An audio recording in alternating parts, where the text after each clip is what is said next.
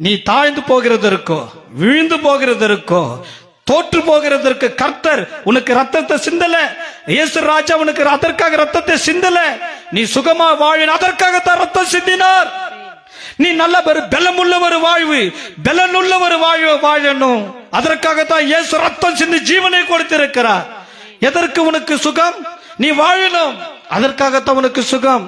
கர்த்தருடைய ரத்தம் சிந்தப்பட்டது உன்னுடைய ரட்சிப்புக்கு மாத்திரமல்ல, உன்னுடைய விடுதலை, உன்னுடைய சுகம், உன்னுடைய எல்லா கட்டிலிருந்து நீ அறுக்கப்பட்டு விடுதலையின் வாழ்வை வாழ்வதற்கு இயேசுவின் ரத்தம் சிந்தப்பட்டு இருக்கு. அப்ப நீ உரிமையோடு வாக்குத்தத்தங்களை சொல்லி சொல்லி ஜெபம் பண்ண கூடாது. கர்த்தர் ரத்தம் சிந்தி சுகத்தை சம்பாதித்து வைத்திருக்கிறார். நான் அதனை பெற்றுக் கொள்ளுகிறேன். நீ விசுவாசத்தோடு சொல்லு, விசுவாசத்தோடு சொல்லு.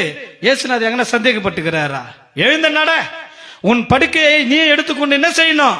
நந்தன் போயினேரு. அவன் போயினே இருக்கிறான். உன் கண்கள் திறக்கப்படட்டும், திறக்கப்படும்.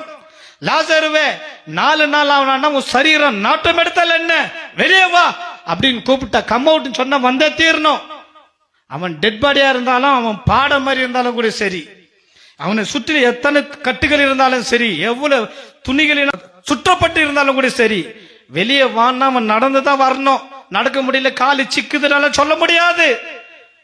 கர்த்தர் கொடுன்னா கொடுக்கணும், வைத்திராதனா வைத்திருக்க முடியாது. வாக்கு தத்தங்கள் மிகவும் மிகவும் வலிமையானது. ஏன்னா வாக்கு தத்தத்தின் சொந்தக்காரர் உயிருள்ள கடவுள்.